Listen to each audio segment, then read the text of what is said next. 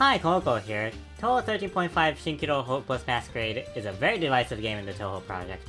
When the game released back in 2013, it was received with a mild reception to the point that the fans just kept playing the previous game, Touhou 13.5. Even nowadays, when I talked about playing this game, someone told me that it was the worst game in the entire series. These were the expectations I had going into playing Hopeless Masquerade. This game, when I played it, went completely in the other direction and is now probably one of my favorite games in the entire series. So let's talk about it.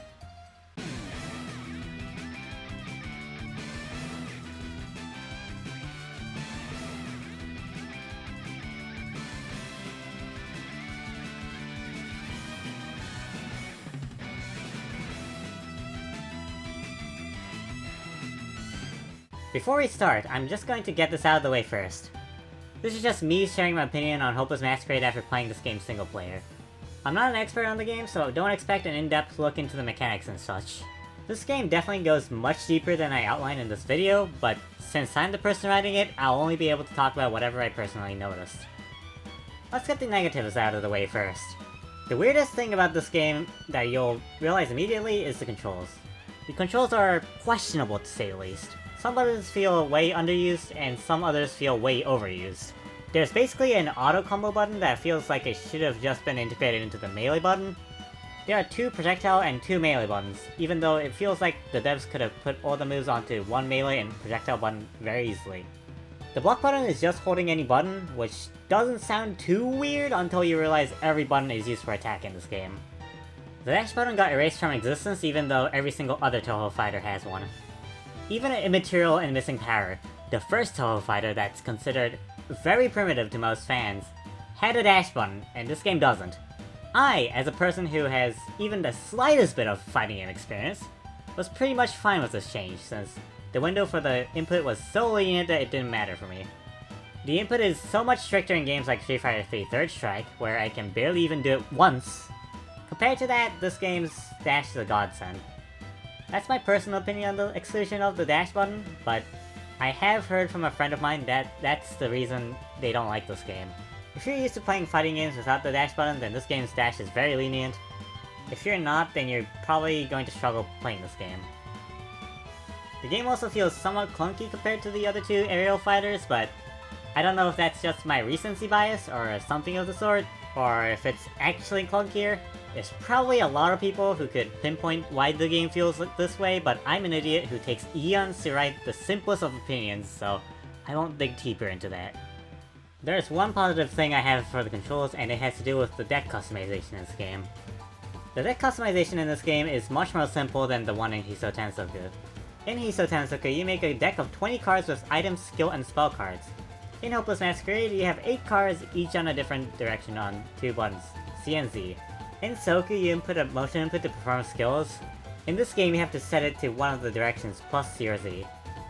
That might sound lame since you go from traditional fighting game motion inputs to simple Smash Bros. Style ones, but I argue it's pretty cool, because it lets the game do something I've never seen any other fighting game do.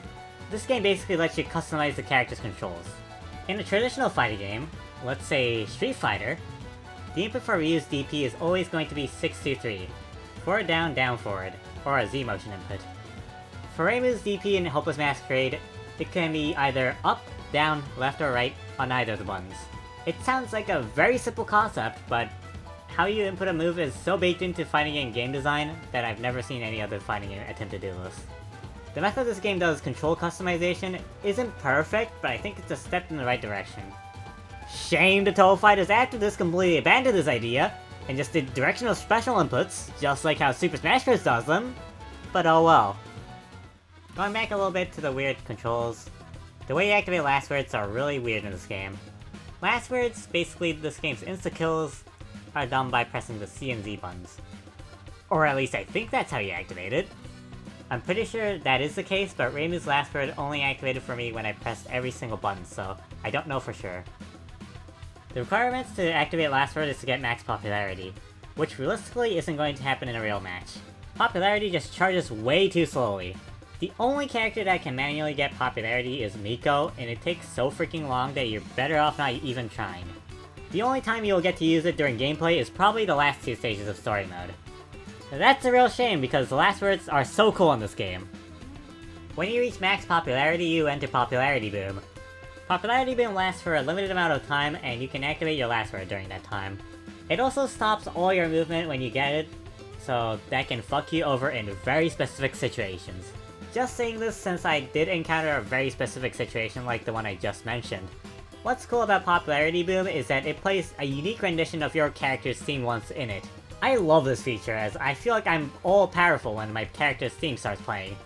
I wish this was in every Touhou game, but alas, this is the only game in the series to do this sort of thing, aside from Reimu's Fantasy Heaven theme and Hiso Tensoku, I guess. I'm also pretty sure this is the only fighting game to have a unique theme for the last word itself. Last words also exist in the next two aerial fighters as well, but they don't have a unique theme attached to them like they do in this game.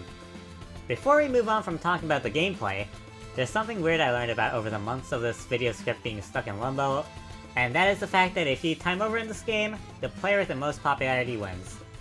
It doesn't matter how much health either of you have, the person with more popularity wins. This is incredibly stupid since this is like the only situation where popularity even matters, aside from Miko's gimmick I guess.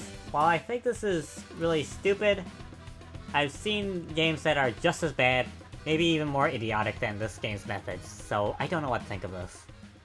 Next, let's talk about how the game looks visually, which is one of my favorite parts of this game.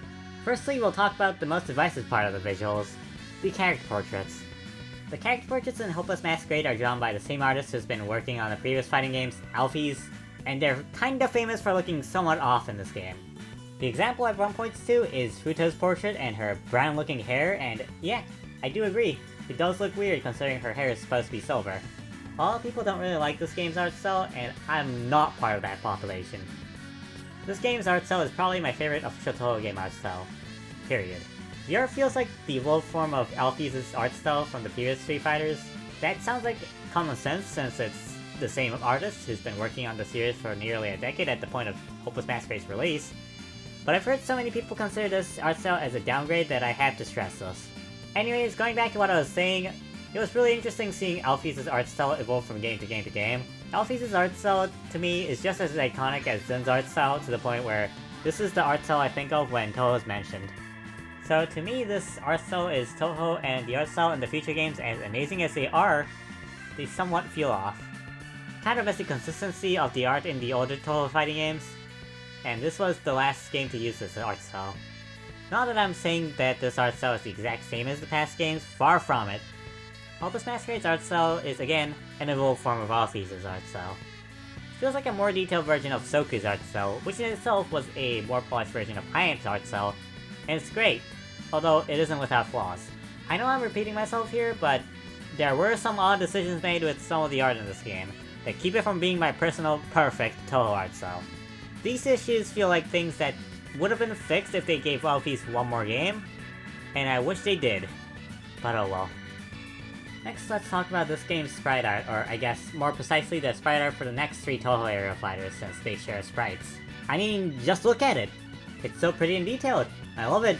One look at any of Miko's sprites and you'll immediately be hooked. There's a reason my current profile picture is one of these sprites, albeit from the next game in the series, Urban Legend Limbo.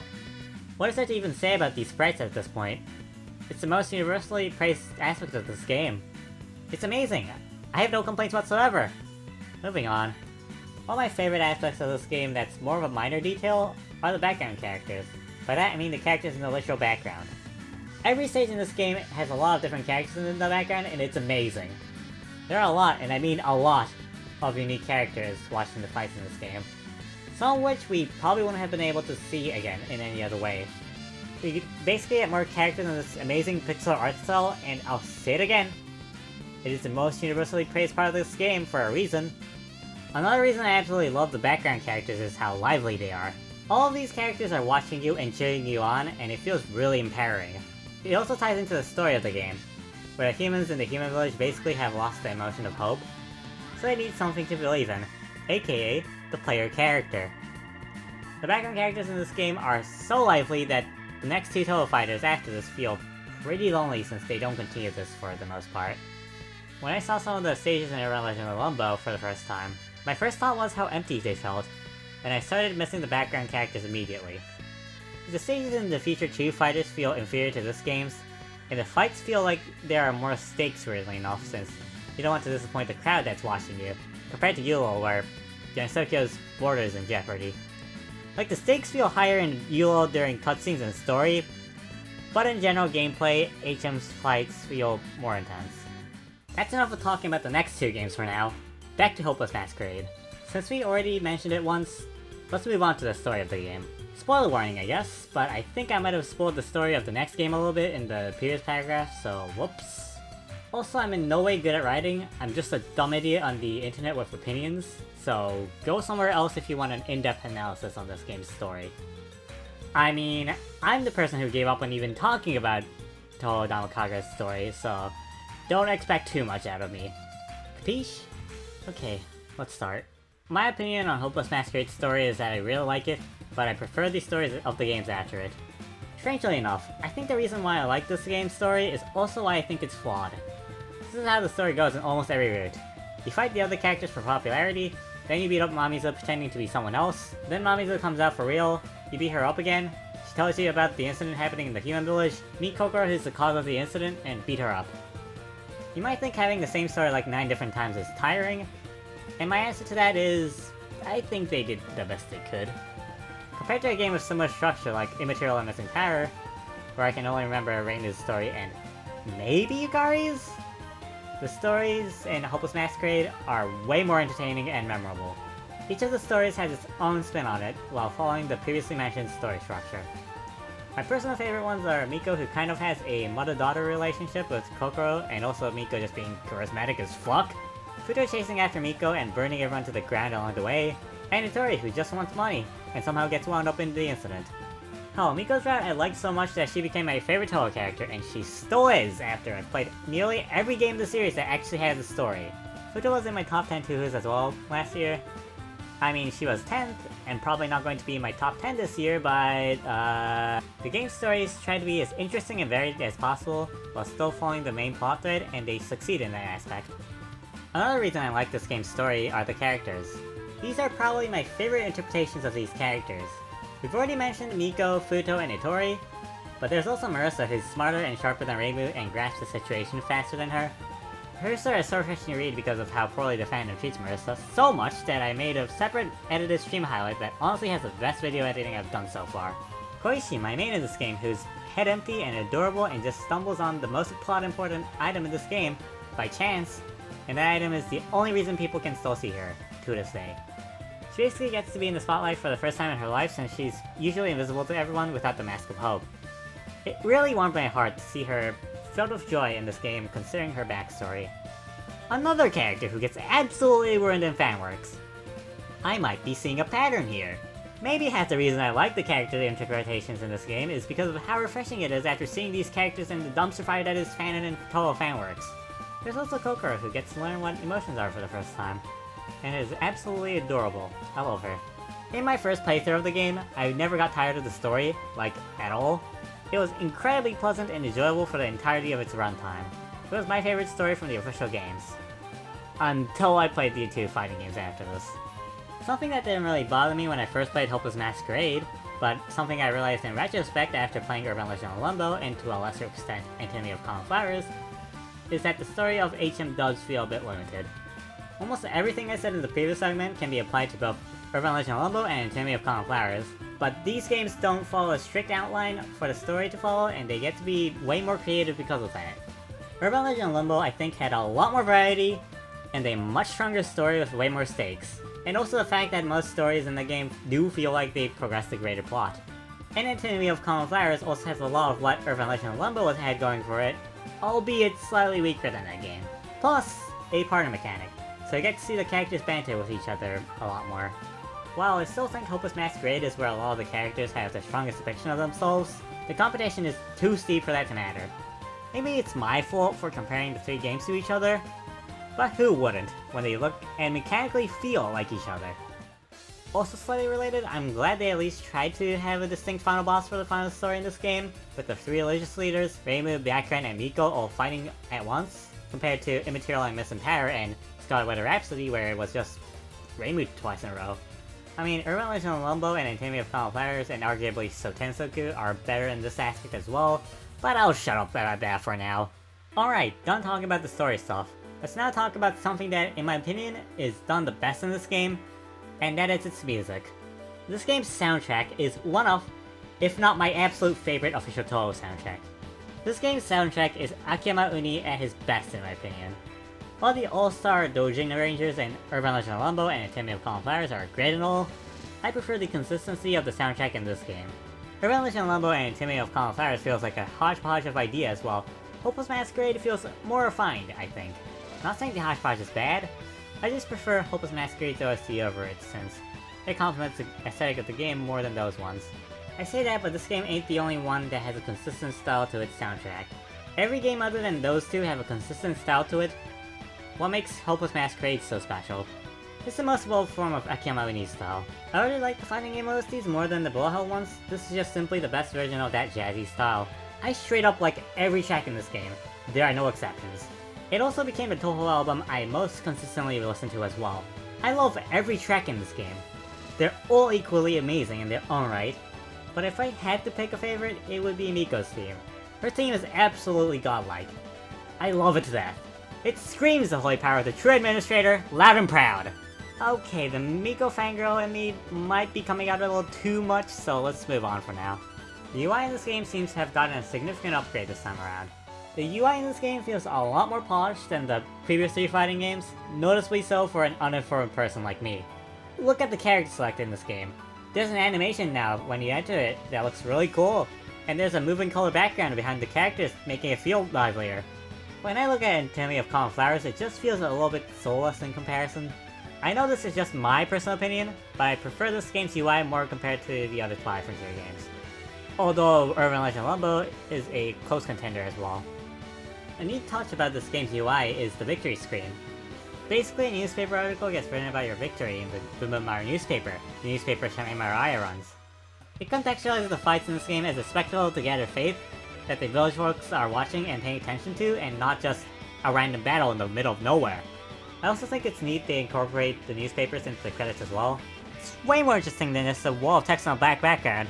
Looking at you, Anatomy of Cauliflowers! I've been talking very positively about Hopeless Masquerade so far, but that's not to say the game's flawless. Far from it. The one biggest flaw this game has is replayability. The only thing this game has is its story mode, and that's it. Not even an arcade mode, which was in every game before this. Arcade mode would become an inconsistent part of the series from this game onwards, since the PS4 version of Urban Legend Lumbo has it, but the other games don't. That really hurts for this game specifically, since I don't think it has overdrive, the unlockable difficulty above Lunatic, like the later games do. Speaking of difficulty options, that's barely existent because the CPUs are off on every difficulty. I did an entire stream of just doing versus against Lunatic level CPUs, and I don't think I ever even saw them use a spell card a single time. They feel absolutely unfinished. I guess there's also the higher difficulties in story mode, but that's more of an action bullet hell game.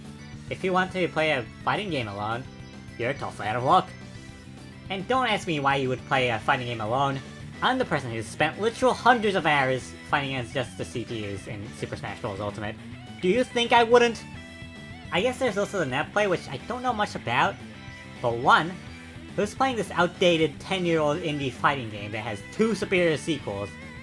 And 2, if it's anything like the netplay in Anatomy of Cauliflowers, it's probably an absolute dumpster fire of awful delay-based netcode and region lock that works in incredibly questionable ways. I don't think anyone's playing that. A weird minor issue I encountered was the very weird button configuration. You can customize basically every button except pause, which is on left stick in for some reason. It wasn't really that big of an issue since every other button is fine. It's just annoying more than anything. I don't even know how they fucked this one up, since Scarlet Rhapsody and Hiso Tensoku did it correctly, and Immaterial and Missing Power as well, although you had to go into a separate config executable for that one. How does the game from 2004 do this correctly, and not the one from 2013? How? Well, that's about it for the issues I encountered personally. There were apparently a whole ton of issues when the game released. I don't know much about those issues since I played this game for the first time a decade after it was released, so most of this is just going to be third-party accounts. Apparently the game was too intensive for 2013 PCs, so most people didn't get to play the game. Maybe that's the reason I don't see that many people talk about this game. Probably not, but still. Also, this game starts a trend of Twilight Frontier releasing unfinished video games by not having Kagura playable at launch. You know, the new original character of Hopeless Masquerade people are going to play the game for. Yeah, that makes complete sense, absolutely! No, it fucking doesn't. I'm pretty sure this left a bad taste in fans' mouths, and they surely never rush a game to market again. Right? They totally didn't do it again 2 more times, the second of which causing a memory leak glitch that actually affected the gameplay and could crash the game! Right? We're ending on a slightly sour note, but let me remind you, the issues I just mentioned, I did not experience myself. That's the double-edged sword of releasing a game early and then finishing the game with updates. It'll leave a bad taste in the fans' mouths now, but the people who play it after it's finished will like it. I mean, they got to play the completed game after all. My experience with Hopeless Masquerade was extremely positive, one of the best experiences I've had with anything Touhou related. I felt genuine joy playing this game. I have been on the other side of this problem with Kirby Star Allies though, and I know how frustrating it is. The problems in this game aren't as bad as Goiku, where it genuinely was a pretty severe problem, but I also can't ignore the fact that it's definitely the game that started that trend. You've listened to me ramble on about this game for long enough, let's wrap up the video now. Touhou 13.5 Shinkirou Hopeless Masquerade is a slightly flawed Touhou game that I love to absolute bits. When I first played this game, I described it as an art piece, and I think it perfectly fits this game. This game has amazing art, music, writing, decent gameplay, and horrible replayability. It is an enjoyable experience all the way through and some of the most joy I've had playing a Touhou game, only surpassed overall by its sequels Urban Legend Limbo and Antinomy of Common Flowers. I might make a follow-up video on those games, but considering this video has taken me a year of working on and off to make, I wouldn't count on it. I think all 3 of the Touhou aerial fighters have at least one aspect they excel above the rest in, and for Hopeless Masquerade it's the lively atmosphere and aesthetic of the game. This game safely sits in the top of S tier in my Touhou game tier list, alongside the next 2 games of the trilogy. We're talking enough about anime girls having aerial dogfights to try to popularize their religion for the day. We should enjoy the rest of this festival for now. See ya!